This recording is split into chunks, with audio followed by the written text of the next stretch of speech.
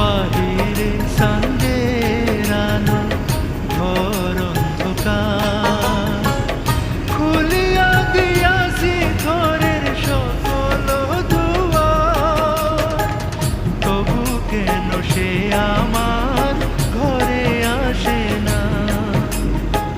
সে আমার চিনে কিন্তু আমি চিনি না।